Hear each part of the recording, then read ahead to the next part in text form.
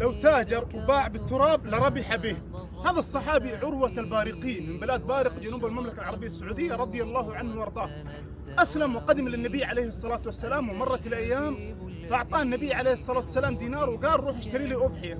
فذهب عروة هذا البارقي للسوق واشترى بهذا الدينار أضحيتين، فباع أضحية وقدم للنبي عليه الصلاة والسلام بدينار وأضحية.